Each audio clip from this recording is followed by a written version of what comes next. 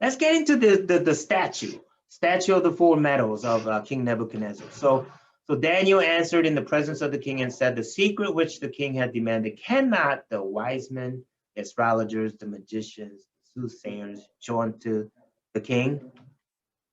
But there is a God in heaven that revealeth secrets and make known to the king Nebuchadnezzar what shall be in the latter days.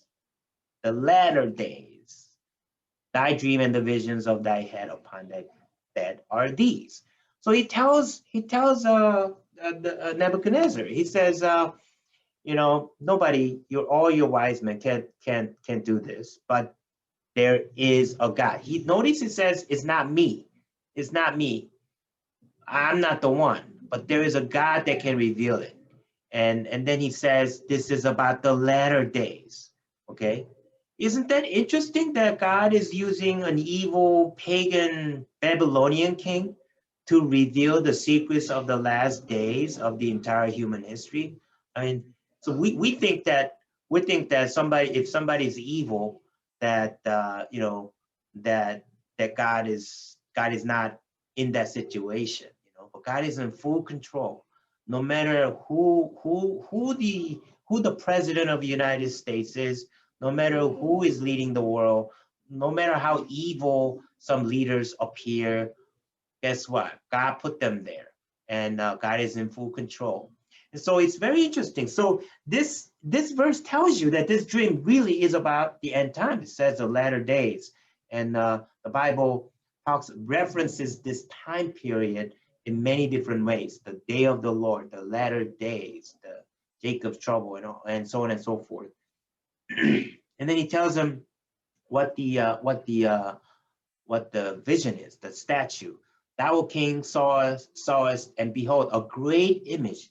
This great image, whose brightness was excellent, stood before thee, and the form thereof was terrible. This image head was of fine gold. So the head was gold, his breast and his arms of silver, his belly and his thighs of brass, his legs of iron, and his feet part of iron and part of clay. So this is the infamous statue of gold, silver, brass, iron, and mixed iron and clay at the feet. Thou sawest till that a stone was cut out without hands, meaning this stone was not cut by human beings. This stone was not made by humans. This was made by God. And later it says this was cut out of the mountain, right? Mountain, and I believe that mountain represents Mount Zion or mountain of God, and not without cut out without human hands, but which means it's supernatural. This stone is supernatural. This stone is the Messiah. This stone is none other than Jesus Christ, the creator of the entire universe. This stone represents him, which smote the image upon his feet that were of iron and clay and break them to pieces. So this stone destroys all these kingdoms. Then was the iron, the clay, the brass, the silver, the gold broken to pieces together and became like the shaft of the summer threshing floors. I find it interesting that the threshing floor is here because Book of Revelation talks about it, the New Testament talks about it, where at the end, like the wheat, and God during the harvest, the he separates the true believers from the non-believers on the threshing floor. And so this is what it's talking about, the end times. And the wind carried them away, and that no place was found for them. And the stone that smote the image became a great mountain and filled the whole earth. So this stone becomes the ruler of the world, basically. So the interpretation. So then Daniel goes on and says, Thou, O king, art a king of kings, for the God of heaven had given thee a kingdom, power, strength, and glory. I find it very interesting that this description is here because it's talking about King Nebuchadnezzar, But this description, if you notice, is the description of Jesus, because he is the King of Kings, right? And God the Father gave him the power, the strength and glory over all the earth, you know. And so this is so how can you might ask, well, how can an evil king Nebuchadnezzar represent Jesus? Well, because there's a phenomena in the Old Testament where God uses all these imageries as a type of who Jesus is. So even in this situation, even though it involves an evil king, it kind of is a type of the Messiah in some ways. And wheresoever the children of men dwell, the beasts of the field and the fowls of the heaven hath he given into thine hand, and hath made thee ruler over them all. Thou art his head of gold. So so then, and after thee shall arise another kingdom inferior to thee, and another third kingdom of brass, which shall bear rule over all the earth. And the fourth kingdom shall be strong as iron, for as much as iron breaketh in pieces and subdueth all things, and as iron that breaketh all these shall it break in pieces and bruise.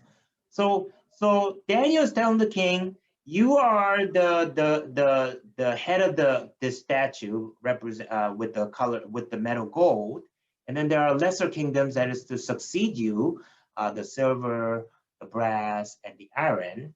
And then the final one is mixed with iron and clay at the feet. So and then he explains that. And whereas thou sawest the feet and toes, part of the potter's clay, part of iron, the kingdom shall be divided, but there shall be in it of the strength of the iron, for as much as thou sawest the iron mixed with murky clay. So the final kingdom that is to come at the end is a mixed with iron and clay, and they're divided. These kingdoms are divided. They're like loosely united, divided kingdoms. And as the toes of the feet were part of iron and part of clay, so the kingdom shall be partly strong and partly broken. And whereas thou sawest iron mixed with murky clay, they shall mingle themselves with the seed of men, but they shall not cleave one to another, even as iron is not mixed with clay. Isn't that really interesting? They said they're going to try to mingle themselves with the seed of men, this iron and clay. And where do we see that in the Bible? We see that in Book of Genesis, chapter 6, where the sons of God, meaning the demons, try to interbreed with daughters of men and generated this race of giants called the Nephilims. And so that was one of the reasons why God wiped them out with the flood, because he could not have satanic DNA corrupted in human genome, because that would have corrupted the DNA of the Messiah. And so Satan was unsuccessful the first time, but in the end times, he will do it again. He's going to do it again, try to mingle themselves with the seed of men. And they will try to do this again. And in some ways, our COVID vaccines it could be this, because these vaccines have a potential to change our DNA. And so I'm not sure if this is what it's talking about, but it could be. And then there's another interesting thing that is going on in these end times, is that there's a thing called transhumanism, where they try to augment human abilities with part machine, just like Terminator movie, And so they're mixing iron with clay, with flesh with metal, and so that's kind of interesting, because through transhumanism, they're trying to live forever instead of believing in God and obtain eternity with God that way. They don't believe in God. They try to create eternity falsely by merging their brain into a machine and to try to live forever. This is transhumanism. They even have movies about this. And so this is very applicable to our current day, because we are living in the end times. And And in the days of these kings, which is now, shall the God of heaven set up a kingdom, which shall never be destroyed, and the kingdom shall not be left to other people, meaning, it'll be left to his people, not to these pagans and these evil people. But he shall break in pieces and consume all these kingdoms, and he shall stand forever. So this is what we've been talking about. How God's going to come at the end and save the day in Armageddon. In the book of Revelation, it says, "Kingdoms of this world has become kingdoms of our Lord and of Christ." Right? So he takes over. "For as much as thou sawest the stone was cut out of the mountain without hands." So there it is. It specifically says that he was cut out of the mountain without hands, that it break in pieces the iron, the brass, the clay, the silver, and the gold. "The great God had made known to the king what shall come to pass hereafter, and the dream is certain, and the interpretation thereof sure." Meaning, it's like saying to the king, it's like, you know what I just told you, man, I am 100% positive this was the dream. And not only that, the interpretation I gave you, 1,000% for sure, this is going to happen at the end. So it tells you how strong the prophecy is. This is not some false prophet claiming to say, this may or happen, may not happen, I don't know, wishy-washy. No, he's saying, I am 1,000% sure this is going to happen. Okay, so I have a video that I want us to watch. Let me see if I can. It kind of it shows you. There it is. There we are. Okay, kind of shows you in pictures what we've been talking about. Here's a statue.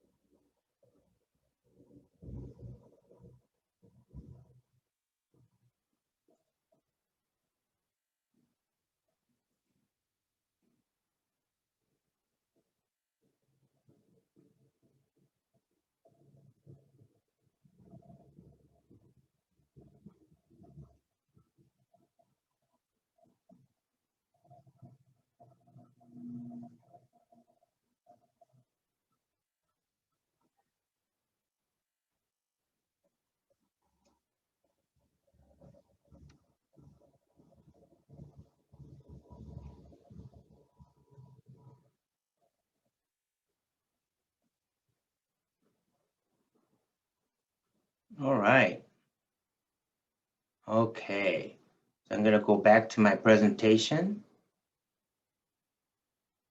here. So that was the statue. And so the statue, here it is again. The gold had the silver arms and the chest, bronze, all the way up to the thigh, and the iron legs and the iron and clay feet. So these are the kingdoms that followed King Nebuchadnezzar from Babylonian period all the way to the current times: Medo-Persia, Greece, Roman Empire, and right now we're in this end times of iron and clay.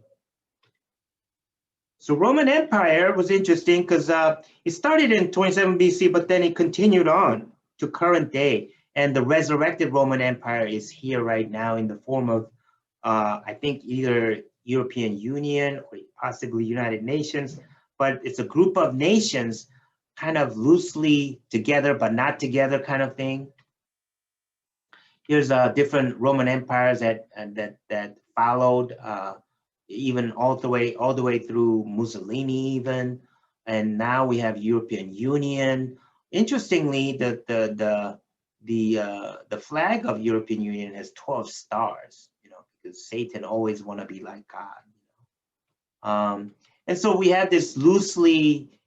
They're not that strong. They're they're supposed to be union. The name says European Union, but they're trying to leave. Britain last year had Brexit, where they exited the European Union, and so they're like they're kind of like a union, but they're not union.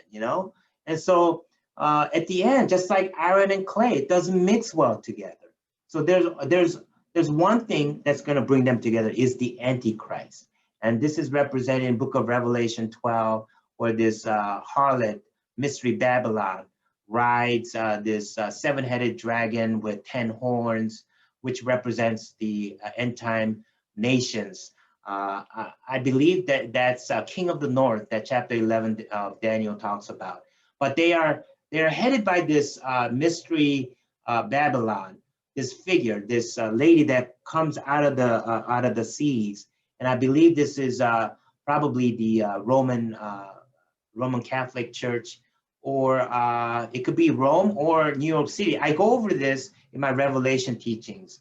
So if you look at that, you will understand a little bit deeper. But basically, it's the Antichrist. It could be the Vatican. And so we have this in chapter 11. I'm kind of jumping ahead, but I'm showing you a little preview where they talks about king of the north fighting against the king of the south. So the king of the north is, I believe, is a coalition of nations, possibly European Union, possibly United Nations, coming against this king of the south, which I believe is the Arabic nations coming together. And then if you look at the south, that the direction, this is Jerusalem. So anything north is the northern nations, anything south is the southern nation, based on the Jerusalem line. If you look at it, you have all these Arab nations underneath that. So it can't be Iran, because Iran is not south of this line, okay? And I talk about this in my previous Revelation teaching as well. And when we talk about the four horsemen with the color, horses, 4 different colors, white, red, black, green. And I went over this previously, but I thought I'd bring it back to just emphasize this. I believe if you look at these nations, they all have these colors: white, red, black, and green. Jordan, Sudan, Palestinians, there's even similar flag: Kuwait, United Arab Emirates, Libya, Afghanistan, Syria, Iraq. They all have this color theme. And if you look at the regional map, their maps, they all have this color.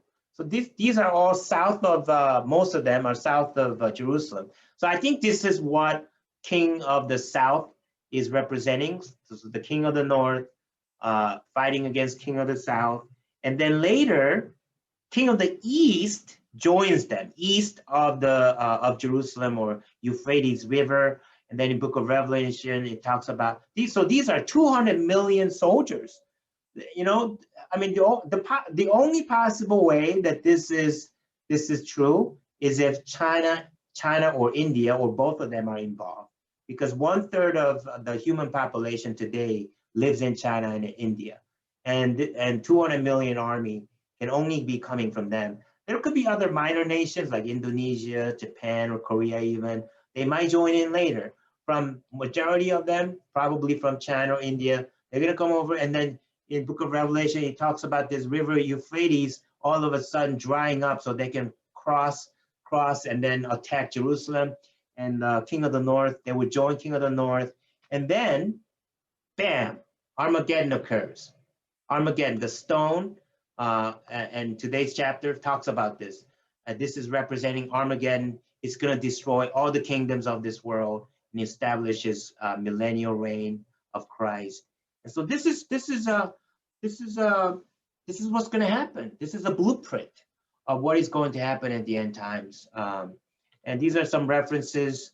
Tomorrow's World, Pastor Cecolanti from Australia, and Revelation TV has some nice graphics about